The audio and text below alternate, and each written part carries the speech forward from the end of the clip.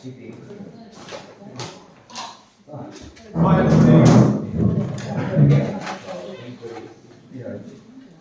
So I thought I'd do a drawing demo today.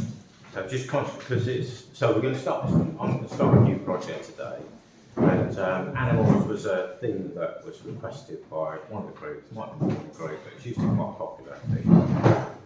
So I thought as I start the project, I would do a little bit of drawing to start with, just to kind of get the drawing side of it, which you can then obviously use that with doing painting. So we've got this week and then 3 weeks in June. So I thought I'd draw this is the dog that my wife is fostering at the moment, and sitting in front of me while I was having a few photos, and I've got to use these to sketch from. Right, so with drawing, or when you're thinking about drawing, I think there's two different kind of approaches you can take. And for me, if I use this photo to start with, it's the approach of kind of working from the big shapes and working from the outside in. So if I was doing that, I would think perhaps the head shape is something like that. And this sort of approach is really useful, I think, with things like oil painting, where if you draw it all out carefully in pencil, you very quickly lose all your drawing once you get the paint on. So this approach can be quite useful in that respect. And it's a good way of setting out, if you're going to paint, or even just with a drawing really, sort of setting everything out, making sure it all fits on the page before you go into too much detail. I'm thinking he would come down to about there. His legs are somewhere about here. So that's what I think of as the kind of working from the outside in approach. Another approach that I use an awful lot is working from the inside of shapes and then working out. So when I work in my sketchbook, I tend to sketch with a little pen. So this is a couple of sketches I did a bit another time. So with these sort of sketches, I tend to start right in the middle, and with pens, you don't really have a chance to change things. So I try to be as accurate as I can. So I'll start here and then work my way over to this little bit of shadow here, and perhaps try and get a shape and work my way down the nose, and then perhaps work out this way. So that's what I think of as working from the inside of shapes, working inside out. And that kind of method is more what I use in my sketchbook and what I use a lot of the time. And I find it easier to get things accurate that way. Because you're basically starting with something and then seeing how much space there is.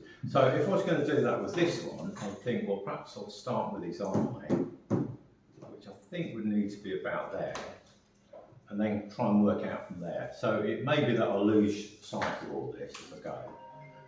So perhaps get an eye shape there. There's a little bit of shadow just here. So I'll try and indicate what that's going to be. Then a bit of space across the bridge of the nose here. And work my way perhaps down the nose a little bit to the end of the nose. Okay, no worries. And then coming up around the forehead.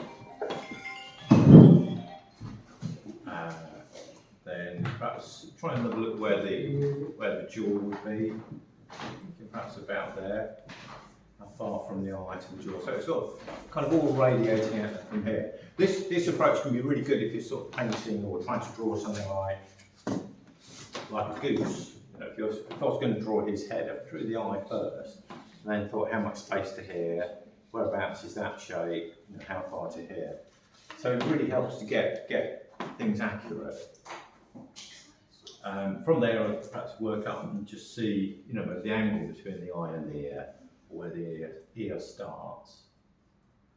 And along with that, I can also see where, I've got another picture here, underneath that picture, just gives me a little bit more detail. So I can see roughly where the ear is in relation to the eye. So perhaps another eye's width along, and then took a vertical. That would give me a position for where the ears, the middle of the ears would be. So that's going to be across here.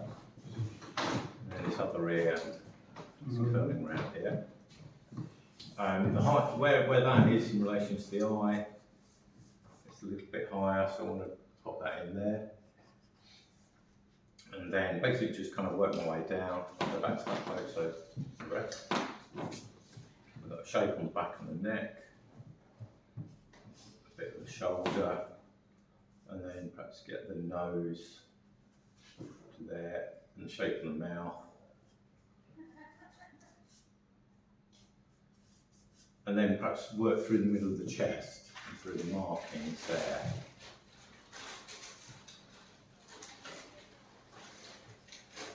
Look at where that part of the leg lines up in relation to the rest, and that's roughly in line with his ear.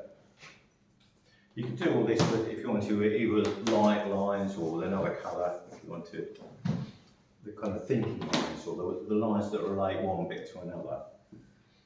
And then from here, perhaps work a little bit this side. Bottom of his chest is about there. The other thing you can do is use measurements. So I could think, perhaps compare the length of the head with this depth here through his chest, and that is about the same. Let's just check that again. Yeah, so from about there, that should give, that distance is about the same as that. I could see how many times the head would fit into the legs. So it's about 1.5. So that's going to carry on down across here.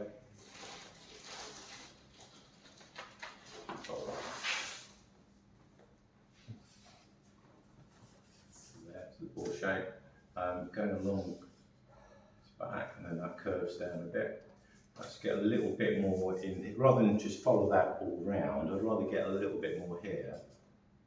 So we've got this is quite wide, you can see how wide that is compared to something in the face, and that's about the same width as that. So from the nose to the eye, it's roughly the same as here to here.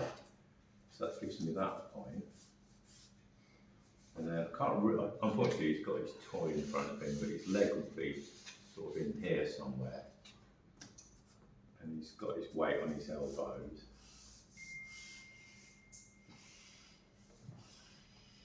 I have to make up that ball.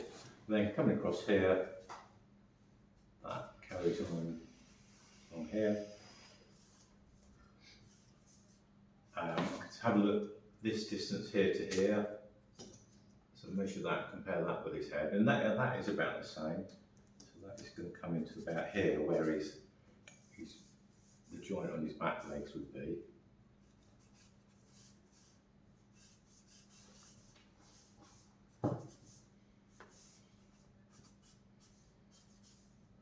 And this will come, you can check that, that's about that length.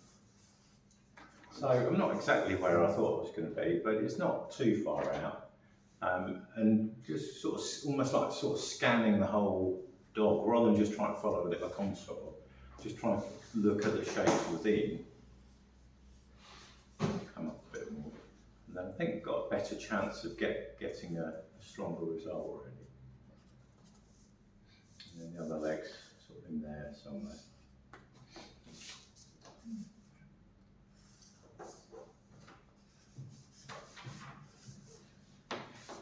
Does that help, do you think?